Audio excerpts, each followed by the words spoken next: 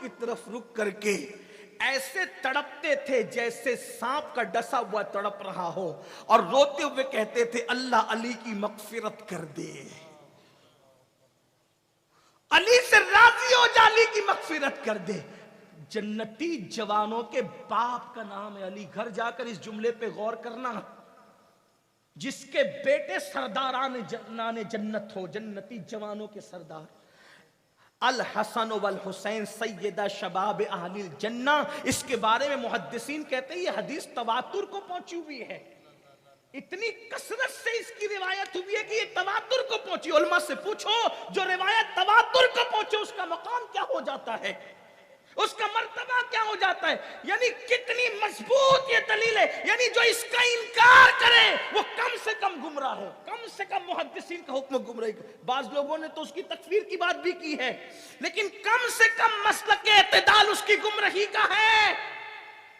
اتنی تواتر کو یہ حدیث پہنچی جس کے بیٹے جوانان جنت کے سردار، اور نماز روزوں کی بنیاد پہ نہیں، جس دن حسن پیدا ہوئے، جس دن حسین پیدا ہوئے، پیدائش کے دن ہی نبی نے اعلان کیا کہ یہ جنتی جوانوں کے سردار ہیں، پیدا ہوتے ہی کا جنتی جوانوں کے سردار ہیں۔ یہی تو نبی کا اختیار ہے، جہاں بامی عطا کر دے، بڑی جنت عطا کر دے، نبی مختار کل ہے، جس کو جو چاہے عطا کر۔ نعرہ تکبیر، نعرہ رسالت، زندہ باد۔ کوئی سوچ سکتا تھا، کوئی سوچ سکتا تھا کہ کوئی عمل پر بھی ہے، عمل تو لوگ بعد میں دیکھیں گے، پیدائشی طور پہ اپنا اختیار بتا دیا، اور اولاد نے قربانی دے کر اپنی صلاحیت بتا دی۔ توجہ کرنا، پیدائشی طور پہ اعلان ہو گیا تاکہ اختیار نانا کا پتہ چل جائے۔ کوئی بدبخت ناسبی یہ نہ کہے کہ نانا نے محبت میں جنت کا سردار بنایا، اس قابل نہ تھے، کربلا میں آ کے قربانی دے کے بتا دیا کہ قابلیت کیا ہے۔ یعنی فکٹ کی جنت نہیں، جوانوں کی سرداری نہیں ملی، اس لیے کہ لوگ سر پہ حملہ ہو تو ہاتھ دے کر سر بچاتے ہیں، لوگ ہاتھ دے کے سر بچاتے ہیں۔ حسین وہ ہے جس نے سر دے کر اپنا ہاتھ بچایا ہے۔ یزید علی اکبر نہیں مانگ رہا تھا، یزید تو ہاتھ مانگ رہا تھا، یزید معصوم اصغر نہیں مانگ رہا تھا، یزید تو ہاتھ مانگ رہا تھا، یزید قاسم نہیں مانگ رہا تھا، یزید تو ہاتھ مانگ رہا تھا، یزید سر نہیں مانگ رہا تھا، یزید تو ہاتھ مانگ رہا تھا۔ آخر مولا علی اکبر جیسا بیٹا، علی اکبر جیسا بیٹا، جنہیں پتا ہے انہیں پتا ہے، جن کو نہیں پتا وہ سن لیں۔ علی اکبر جو میرے حسین کے بیٹے تھے وہ ہو بہو تصویر مصطفیٰ تھے۔ جب میدان کربلا میں آئے ہیں تو لکھا گیا ہے کہ یزیدیوں نے تلوار اور ہتھیار رکھ دیے۔ شمر لعین نے کہا کیوں نہیں لڑتے؟ تو کہا شمر حد ہو گئی، ہم حسین سے لڑ سکتے ہیں، تو لے آیا لڑنے، تو کیا اپنے نبی سے بھی لڑے؟ ان کا تو کلمہ پڑھتے ہیں۔ تو تب شمر نے کہا تھا نبی کہاں دکھتے کا؟ وہ سامنے دیکھو۔ تو کہا نظر کا دھوکہ ہو رہا ہے، یہ نبی نہیں ہے، ہم شبیہ نبی آل نبی ہے۔ نکلے میدان میں سج کے اکبر جسم، نکلے میدان میں سج کے اکبر جسم، آدھا کہتے تھے کہ تصویر نبی آئی ہے، آدھا کہتے تھے کہ تصویر نبی آئی ہے۔ جوان بیٹا کس کو پسند نہیں، جوان بیٹا کس کو پیارا نہیں، لیکن مولا فلسفہ تو سمجھا دو۔ اب وہ تو ہاتھ مانگ رہا تھا، ہاتھ دے دیا گیا ہوتا، علی اکبر جیسا ہم شبیہ پیغمبر نہ قتل ہوتا، اور وہ بھی کیسا قتل، کیسی شاہ۔ ابن عساکر کے مطابق روایت یہ ہے کہ جب علی اکبر، شہزادہ علی اکبر، میرے مولا، میرے مالک، میرے مرشد حضرت علی اکبر کے سینے پر جب نیزہ ڈالا گیا، ابن عساکر کہتے ہیں کہ وہ نیزے کی وجہ سے آپ زمین پر آ گئے، اور زمین پر آئے تو گرد و غبار میں جسم اٹ گیا۔ بابا کو پکارا، یا ابا ادرکنی، اے میرے ابا میری مدد کریں۔ امام علی مقام کی عمر 56 سال تھی، شہزادہ علی اکبر کی عمر صرف 18 سال۔ सूरतें भी तो बच्चों की मुतासिर करती हैं। कि काला पीला नकटा चपटा जवान बेटा हो तो उससे ही बड़ी उम्मीदें होती है हम शबीए पैगंबर की बात। और उनका हम शबीए पैगंबर होना ये मुरीदों का गड़ा हुआ नहीं है, ये तारीख के शवाहिद सबूत है।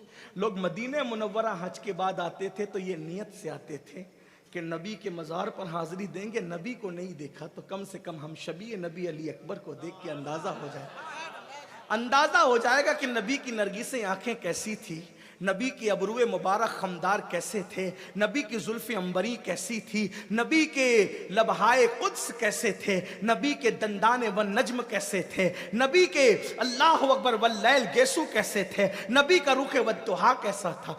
ऐसी तस्वीर थी अली अकबर। जब ऐसे शहजादे ने बाप को पुकारा आखिरी वक्त, बाबा मेरी मदद फरमाए।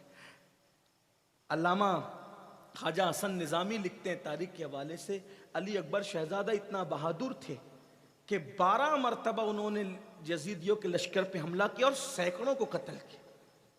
अकेले भूखे प्यासे अली अकबर ने सैकड़ों को कत्ल किया। लेकिन जब आखिर में सीने में नेज़ा लगा तो चिल्लाया, आवाज़ दी, बाबा मेरी मदद करें। मौर्रिख लिखता है इब्ने असाकिर के, जब आपने अपने बेटे की आवाज़ सुनी तो दौड़ करके आए। अल मुख्तसर में कोई शहादत नहीं पढ़ने लगा हूँ, मेरा उन्वान कुछ और है, लेकिन बात आई तो अर्ज़ करूँ। जब मौला हुसैन पाक ने शहजादा अली अकबर के सीने से जब नेज़ा खींचा तो इब्ने असाकिर कहते हैं कि नेज़े की अन्नी पर शहजादा अली अकबर के दिल का टुकड़ा निकल कर आ गया। जब इमाम अली मकाम ने मौला अली अकबर के दिल का टुकड़ा नेज़े की अन्नी पे देखा, कोई तसव्वुर तो करे, औलाद वाले हो तसव्वुर करो, इमाम अली मकाम की शहादत को और करबला वालों की शहादत को शरबत और खिचड़े पे तौलते हो, 10 दिन की महफिलों पे तौलते हो। ये शहादत इतनी कितनी कीमती है कि हो सके तो लाइए दोनों जहां मीजान में, मैंने एक सजदा जमीन करबला से ले लिया। ये शहादत कितनी कीमती है।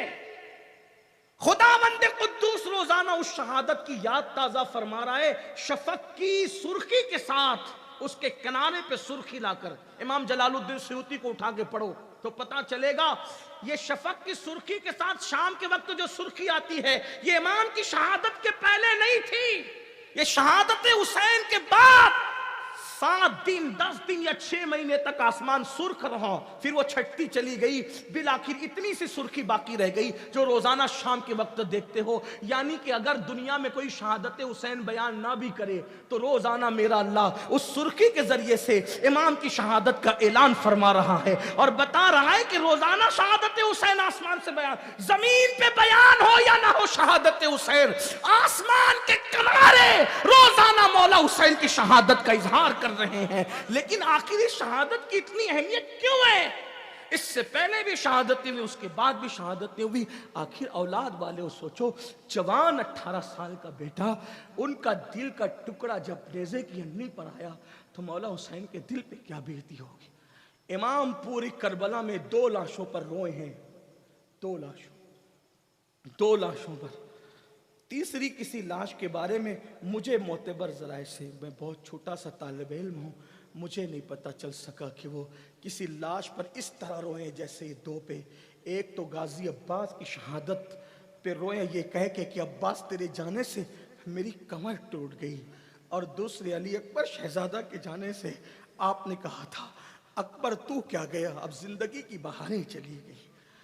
औलाद वाले हो मुझे बताओ तो सही, 18 साल के बेटे की मौत के बाद एक बूढ़े बाप के दिल पे क्या गुजरती है। लेकिन यजीद तो मांग नहीं रहा था अली अकबर को, हाथ ही मांग रहा था। हाथ क्यों नहीं दिया? हाथ देते शान से घर में रहते। जितने आजकल हम लोगों के हाथ चूमे जाते हैं ना, उससे ज्यादा यजीद हाथ और यजीदी हाथ पैर चूमते इमाम हुसैन के, सिर्फ बैत कर लेते। तो एक ही बात थी, बैत कर लो बस खत्म। बज़ाहिर कितनी छोटी सी बात लगती ना, बैत कर लो खत्म बात। आपने क्यों नहीं की? अब ध्यान से सुनो, वजह क्या थी? बड़े बड़े मुफक्किरीन अपने अंदाज से बयान करेंगे, मैं छोटा सा तालिब इल्म जो मुझे समझ में है वो ये, यजीद करता था जिना, ऐसा जानी था मुअर्रिखीन ने लिखा कि सौतेली माँ भी उसके पाप की नजर से महफूज न रही। حوالے میرے ذمے پر ہے، میں ہر چیز کا ذمہ دار ہوں. اتنا گندا تھا کہ امہات المومنین میں سے سب سے پہلے جس نے ام المومنین کو گندی گالی دی وہ یزید ہے. حوالے کے لیے شیخ عبدالحق محدث دہلوی کو آپ اٹھا کے پڑھ لیں. آپ کیا سمجھتے ہیں؟ پھر وہ شرابی بھی تھا، اس طرح کے اور اس کے اندر جرائم تھے. امام کو کہتا تھا بیعت کر لیں. بیعت کرنے کا مطلب یہ تھا کہ آپ مجھے اپنا امیر تسلیم کر لیں. کیا تسلیم کر لیں؟ امیر. اب اگر امام اس کے ہاتھ پہ بیعت کر لیتے وہ بہت دولت دیتا، بہت مال دیتا، ہاتھ چومتا، پیر چومتا، بڑی عزت کرتا. لیکن آج کوئی بندہ اگر زنا کرتا اور کوئی غیرت مند انسان کہتا کہ زنا کرنے والے کے خلاف اٹھ کے کھڑے ہو، تو لوگ کیا کہتے ہیں؟ کیا تو امام حسین سے زیادہ متقی ہو گیا؟ تو امام حسین سے زیادہ پرہیزگار ہو گیا؟ جب امام نے زنا کرنے والے کی تائید کی تو مخالفت کرنے والا کون ہوتا ہے؟ اگر اس کے ہاتھ پہ بیعت کر لیتے. وہ شرابی بھی تھا، اس نے سفر حج میں بھی شراب پی. ابن کثیر کو اٹھا کے پڑھیں، ابن تیمیہ کا شاگرد ابن کثیر، اس نے سفر حج بیان کرتے ہوئے یزید کا لکھا کہ اس نے سفر حج میں بھی شراب پی. توجہ کرتے جانا. امام اگر اس کے ہاتھ پہ بیعت کر لیتے تو کوئی شرابی کے خلاف اگر کوئی تقریر کرتا تو بندہ کالر پکڑ کے کہتا کہ تو نوجوانان جنت کے سردار سے زیادہ پرہیزگار ہو گیا. امام علی مقام نے جب شرابی کے ہاتھ پہ بیعت کر کے اس کی تائید کر دی تو کون ہوتا ہے؟ چپ رہے. کیا ہوتا؟ کیا حال ہوتا؟ آپ مجھے بتائیں کیا حال ہوتا. لیکن میرے امام نے کہا علی اکبر تو دے دوں گا. علی اکبر دینے سے، توجہ کرنا، علی اکبر دینے سے میرا گھر لٹے گا، شریعت کی آبرو نہیں لٹے گی. علی اصغر دینے سے میرا گھر ویران ہوگا لیکن شریعت برباد نہیں ہوگی. قاسم دینے سے میرا ہونے والا داماد، میری بیٹی کا ہونے والا سہاگ اجڑ جائے گا جس کی نسبت سیدہ سکینہ کے ساتھ طے تھی. شادی ہونے سے پہلے اللہ اکبر ان کی خوشیاں میں لٹا دوں گا. شادی سے پہلے بیٹی کی خوشیاں لٹانا مجھے تو گوارا ہے، لیکن اسلام کی خوشیوں کو کوئی لوٹ لے مجھے یہ گوارا نہیں ہے. میرا گھر ویران ہوگا چلے گا لیکن مسجدوں کو ویران ہونے نہیں دوں گا. میں خود کٹ جاؤں گا لیکن خدا کا قانون کٹنے نہیں دوں گا. پھر کیا ہوا؟ حسین پاک نے ہاتھ نہیں دیا، سب کچھ قربان کر دیا اللہ کی شریعت بچانے کے لیے، اللہ کا دین بچانے کے لیے. کیوں؟ اس لیے کہ آج اگر کوئی کافر بھی زنا کرتا ہے تو چھپ کے کرتا ہے، یہ کربلا کی قربانیوں کی برکت ہے. اگر کوئی دیہاتی بھی جاہل اور اجڑ بھی شراب پیتا ہے تو چھپ کے پیتا ہے، یہ کربلا کی قربانیوں کی برکت ہے. کیوں؟ اس لیے کہ حسین پاک نے پورا کنبہ لٹا کر کے برائی کیا ہے اور نیکی کیا ہے، اچھائی کیا ہے، اس کو بے نقاب کر دیا، لوگوں کے سامنے بالکل عیاں ہو گیا. اسی لیے کسی مذہب کے آدمی نے بھی یزید کو اچھا نہیں کہا سوائے وہ 2.5% لوگوں کے جس کو اسلام نے بطور زکات باہر کر دیا ہے. ان کے سوا کسی نے یزید کو اچھا نہیں کہا. اللہ اکبر. اب میرے آقا علیہ السلام کے دیوانوں بتاؤ، حسین ہمیں سمجھا رہے ہیں میرا بیٹا ہم شبیہ پیغمبر میرے نزدیک شریعت سے زیادہ اہم نہیں ہے، شریعت بچاؤں گا، بیٹا لٹاؤں گا، میرا معصوم 6 مہینے کا بیٹا شریعت سے زیادہ قیمتی میرے نزدیک نہیں ہے. لیکن یاد رکھنا جو اللہ کے لیے ایسی قربانی دیتا ہے، اللہ اکبر. یزید 15 بیٹے چھوڑ کر کے مرا تھا، اس کی نسل سے ایک بھی نہیں رہ گیا. اور امام حسین پورا گھر لٹا کر ایک بیمار چھوڑ کر کے گئے تھے، صرف ایک بیمار.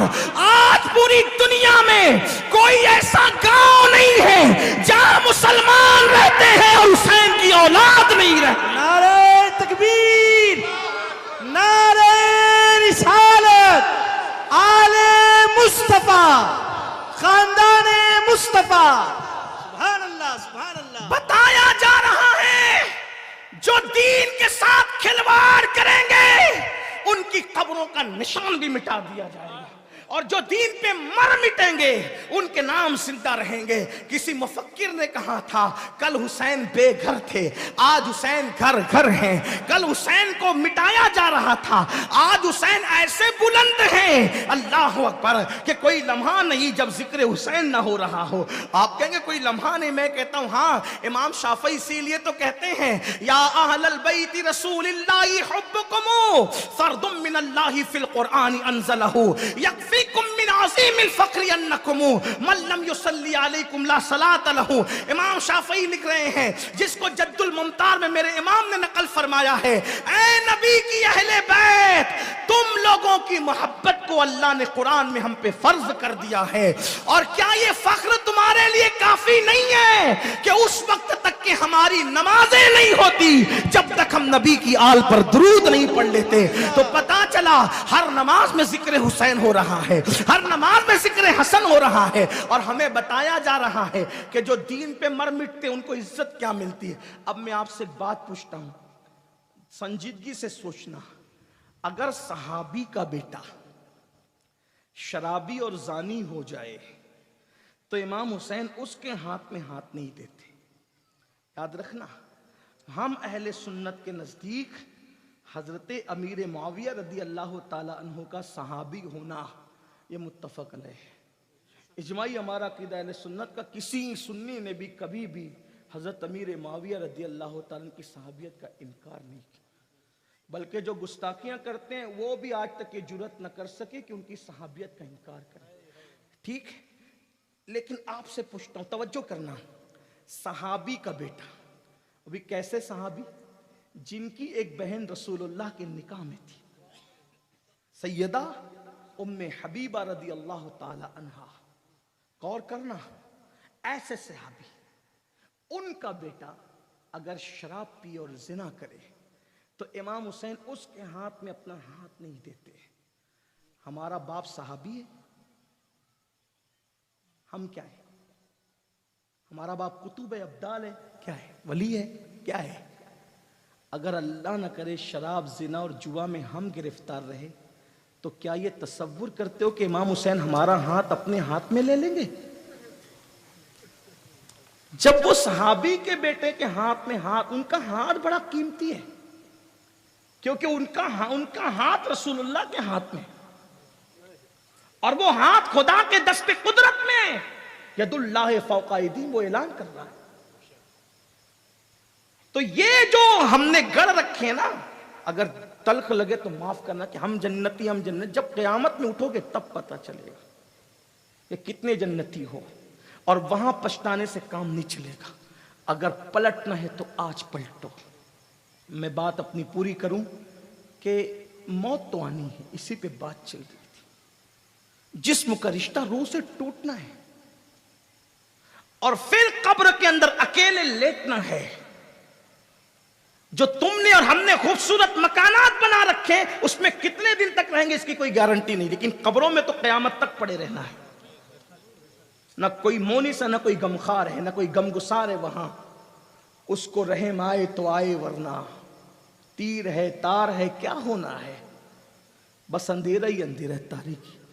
کتنے بہادر ہو, ساری بہادری قبر میں نکلے گی. جم کرنے کے لیے 1 گھنٹہ نکالتے ہو, مجھے خوشی ہوتی ہے جو نوجوان جم کرتے ہیں, میں ان کو مبارکباد دیتا ہوں. کرنا چاہیے, کرو, جسم مضبوط کرو. گھر میں بیٹھے اور سوتے پڑے رہنے کی وجہ سے تو 40 سال کی عمر میں کرسیوں پہ آگے نماز پڑھنے کے لیے. مضبوط جسم کرو, جم بالکل کرو. لیکن میں ایک بات کہنا چاہتا ہوں, جم جاؤ گے تو جسم بنے گا, لیکن یہ جسم کس کے لیے بنے گا؟ قبر کے کیڑوں کے لیے بنے گا. 1 گھنٹہ جم جاتے ہو, 10 منٹ مسجد بھی آ جایا کرو. بس اتنا ہوگا کہ جم جاؤ گے تو جسم بنے گا, مسجد میں آؤ گے تو جسم بچے گا, قبر کے کیڑوں سے بچے گا, جہنم کی عذاب سے بچے گا. آؤ مسجد میں, جتنا سکون مسجد میں اتنا کہیں نہیں ہے. اور طے کر لو کہ میں نے 10 منٹ ہر وقت نکالنا ہے. آپ صرف سوچ لو, ارادہ کر لو, پکا ارادہ کر لو. میت ہو تو بھی شادی ہو تو بھی، غمی ہو تو بھی، ماحول کیسا ہو، سردی گرمی بارش، آپ پکا ارادہ کر لیجئے انشاءاللہ میرا اللہ خود بلائے گا مسجد کے اندر۔ میرے آقا علیہ السلام کے دیوانوں، ارے ہم لوگوں کے لیے رشک ہے، رشک۔ سکندر ہماری قسمت پہ رشک کرے، دنیا کے بڑے بڑے صدر اور بادشاہ ہماری قسمت پہ رشک کرے۔ کسی کو کہیں بلایا جاتا ہے، کسی کو کہیں بلایا جاتا ہے، کسی کو ایم ایل اے بلاتا ہے، ایم پی بلاتا ہے، بادشاہ بلاتا ہے، لوگ ہمیں دیکھیں، ہمیں خدا بند قدوس ایک دن میں 5 مرتبہ اپنے گھر میں بلاتا ہے۔ دنیا ہماری جوتیوں میں ہو سکتی ہے اگر ہم اس کا احساس کر لیں۔ بلا کون رہا ہے؟ خدا بلا رہا ہے، لیکن کتنی ناہنجار قوم کہ خدا کے بلاوے پہ نہیں آ رہے، خدا کی دعوت پر نہیں آ رہے، اللہ کے منادی کی دعوت پر نہیں آ رہے۔ تو میرے عزیز، میرے بھائیوں، مرنے کے بعد مغفرت اتنی آسان نہیں۔ مولائے کائنات ایسے داڑھی پکڑ کر ایسے تڑپتے تھے جیسے سانپ کا ڈسا ہوا۔ اور آئیے دوسری بڑی ہستی کا ذکر سنیں، سیدنا عمر ابن خطاب، جن کے بارے میں حدیث ہے کہ اپنی محفلوں کو عمر کے ذکر سے زینت دو۔ وہ عمر ابن خطاب، جب آپ کو شہید کیا گیا اور آپ کو پہ حملہ کیا گیا تو فاروق اعظم کی زندگی کے جو آخری لمحات ہیں، تھوڑا سا میرے جوان، میری بہنیں بھی دل کے کانوں سے سن۔ آپ کیا کہتے ہیں؟ برا مت ماننا، نشتر جو لگاتا ہے دشمن ہوتی۔ میں اپنے علماء کو بھی یہ بات بتا دینا چاہتا ہوں، کسی کو دماغ میں رکھ کے ٹارگٹ کر کے تقریر کرنے کو میں حرام سمجھتا ہوں۔ میں جنرل بات کر رہا ہوں، اس لیے کہ ٹارگٹ کر کے تقریر کرنا تو یہ مسئلے کا کام ہی نہیں، یہ تو غیبت ہوئی ہے نا۔ میں غیبت کرنے تھوڑا، آپ نے اتنے پیسہ غیبت کرنے کے لیے تھوڑی خرچہ کیا ہے، آپ نے اللہ رسول کے فرمان کے لیے نا۔ تو میں کسی کو ٹارگٹ کر کے نہیں کہہ رہا ہوں، لیکن بات سننا۔ آپ کیا کہتے ہو؟